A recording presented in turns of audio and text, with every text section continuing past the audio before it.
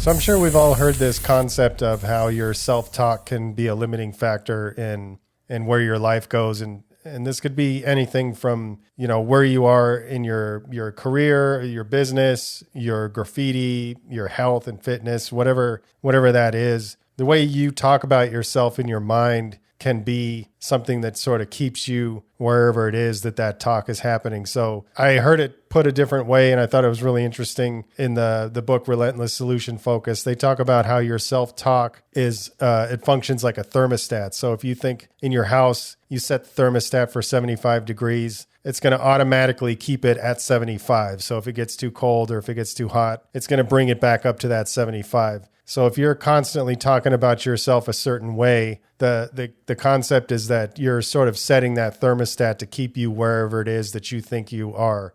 So if you're, say, a graffiti writer and you're trying to be a certain something in graffiti, whether it's like really good at pieces or really well known or whatever it is, but if you're constantly telling yourself that you're never going to get there and, this is never going to happen and all these kind of things, I'm not talented enough or whatever it is, that's essentially you setting the thermostat to keep you limited in a sense.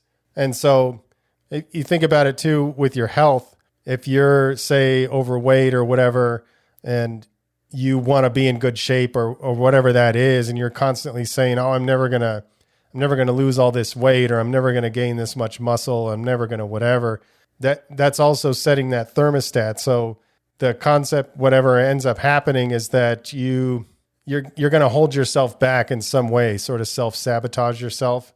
And, the mind is so crazy. It's like the foundation for everything. And there's all this stuff that goes on in your subconscious. And then there's all this other stuff. And I've talked about it on this podcast, and other people have talked about it. It's kind of like the law of attraction and how visualization works and all this kind of stuff. The thing is, like, we really don't even know how powerful our mind is. So there's like practical stuff that you can kind of measure. Say your self-talk can sort of hold you back in a way that even when you do start making, headway, say if it's your health or whatever, and let's just say, for example, you wanted to lose 50 pounds, you lose 10 pounds. And if your self-talk is saying, oh, I'm never going to lose that 50 pounds, the idea is that you're going to eventually end up kind of eating like shit and sort of hovering around wherever it is that you think you're supposed to be.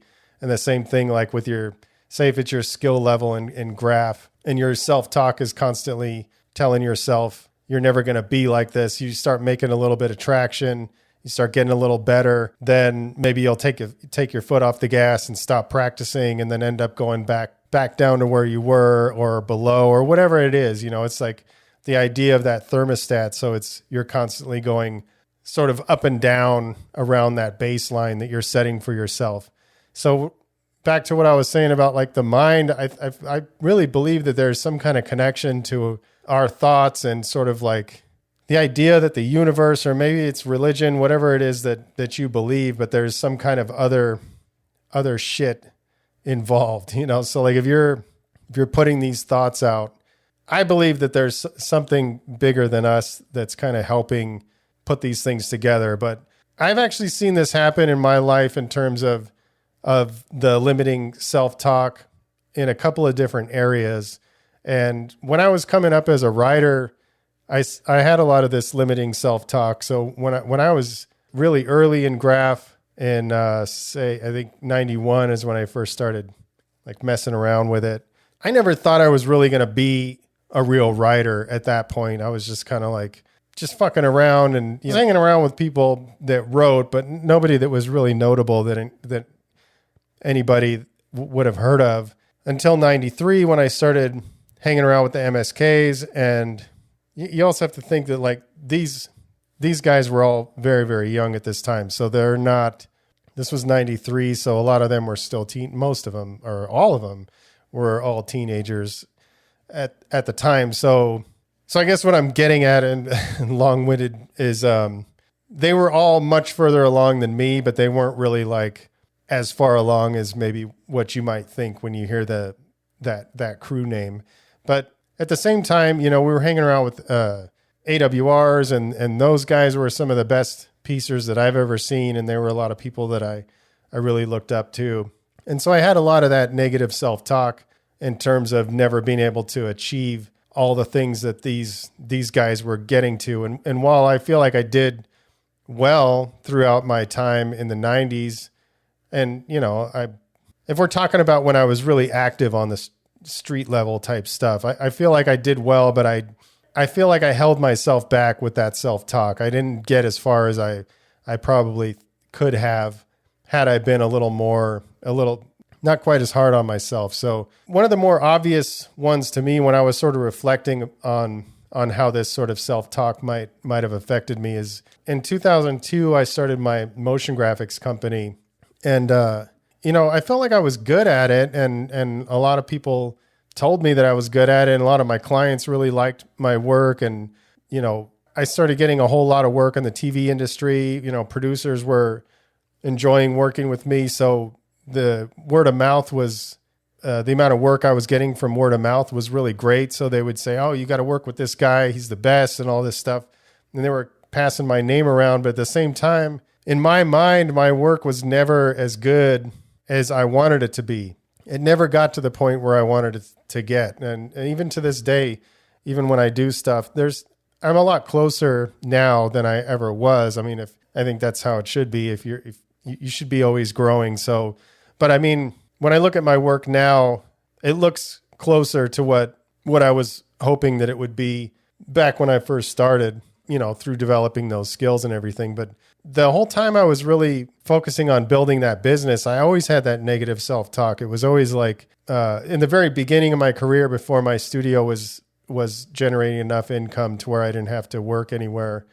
I think from 2002 to about 2005, I was freelancing at other studios, and these are all studios in West LA, and they're all really nice, and they had, you know, these really nice facilities, and, you know, like a reception person, and, you know, much nicer than anything I thought I was going to be able to accomplish in my career in terms of running my own studio. I never saw I'm not really the kind of person that would like that kind of stuff, but at the same time, I wanted to achieve that level of success where, you know, my studio could afford that kind of thing. But that limiting self-talk was always there. So I think that's what sort of held me back. And don't get me wrong, like I did really well, and I still feel very confident in that area, but it's still, I could really see that self-talk held me back. I never really did get as far as I wanted to in that business. At the same time, I did get kind of burned out on doing stuff in the TV industry, and there was a lot of things that were kind of bothering me. I wasn't really finding the work super fun, and that's when I started Machine, the graffiti side of things. And when I did that, even that, I had for the first few years, there was a lot of self-talk in terms of not really believing in myself, but just not really knowing how to make that a real business to where it could pay for itself and pay its own bills and all that kind of shit. And so my motion graphics company was basically funding keeping this thing afloat. And I remember having conversations with people all the time going like, you know, it's just like a fun thing. It's never gonna really pay for itself. It's never gonna this, never gonna that.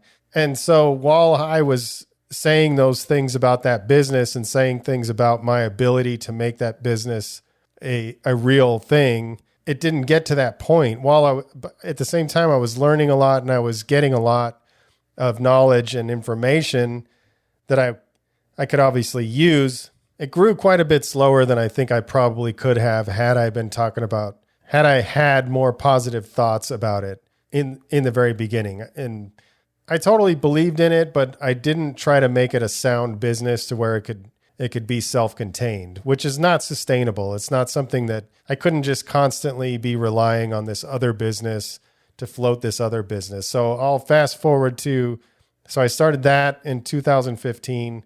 The first few years, you know, I didn't really think of it as a real business. I was pretty focused on a lot of the community type of stuff, which is really where the passion is. But at the same time, it's not sustainable if it's never going to pay for itself. So in 2019 is when I got really serious about it. And that's when the self-talk completely changed, and it turned to something I knew I want to say with 100% certainty, but I set these huge goals And this is one of the things that I miss about Cub so much is that, I set these huge goals and I kind of was really trying to believe that they were going to be possible. And I was getting there. I was getting closer to believing it. And I was just running through them in my mind and doing visualization and just trying to set these big goals for growing this company. At the same time, providing a great deal of value to the graph culture. And it wasn't until I told Cub, I said, man, I set these huge goals, and I laid them all out to him. He was like, oh yeah, you'll get that. And then some, no question. And I think that's word for word what he said. And I was just like, fuck, dude. This guy really believes in it. And that's when it really triggered to where I started believing, and I truly believed it. And then we experienced a huge amount of growth. Everything just started coming together. I think it was part of shifting my mindset over to truly believing in this thing, changing my self-talk to being less like, oh, it's never going to be this, it's never going to be that, to we're going to do this, we're going to do that. And if there were any limiting factors, for example, if you're saying, oh yeah, I'm just not good at that. That's just not my thing, or I don't have that kind of talent, or things like that. I started shifting the way I would present that information in my mind. So instead of saying, oh yeah, I'm just not good at doing this, I would shift it to thinking more like, I'm working on getting better at that. So instead of saying, oh, I suck at this, I'm working on getting better at that, or I'm not as good as I want to be at that yet. Shifting the way you talk about yourself in your mind in that way, it shifts it over to when you say, oh, I suck at that, that's sort of where that ends. You're not really leaving yourself any room for improvement. But if you just shift the way you say it a little bit, oh, I'm not really that good at that yet, or I'm working on getting better at that. You see how it's a more open-ended thing. It gives you room for improvement, room to grow. So I believe that when you change the way you look at things, and it's also that stuff that Cub and I talked about in the mindset episode, the fixed mindset versus the growth mindset. A fixed mindset would say, I'll never be a really good graffiti writer because I just don't have that kind of talent. Whereas a growth mindset would be I'm not as good as I want to be yet, but I'm going to work really hard and I know I'm going to improve. You believe that you can improve with work, and you can. That it's not even debatable. You can get better. Even if you're not a talented artist, you may not be the best fucking artist or graph writer to ever live. Most of us aren't going to be the best. There's only a small handful of those people. But even if you don't really have the talent to be as good as you want to be, if you work really hard, you're obviously going to get better. So that's the growth mindset way of looking at it.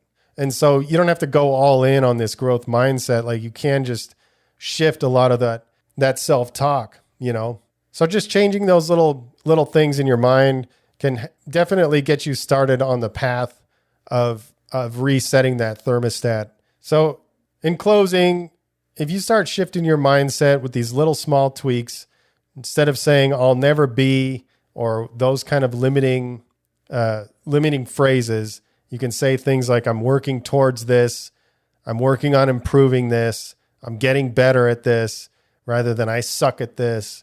Things like that. Start training your mind into making those little shifts. And eventually, I believe that with practice, it's just a skill. It's almost everything in life is a skill and a habit and all this kind of shit. So if you just start making these small shifts in the way you think about yourself, the way you talk about yourself, you can do it little by little by little.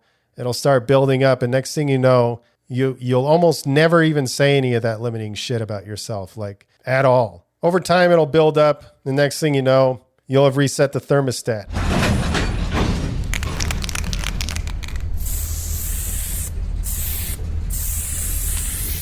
All right. Good. Appreciate each and every one of you guys who are supporting the cause and continue to spread the love. And stay up.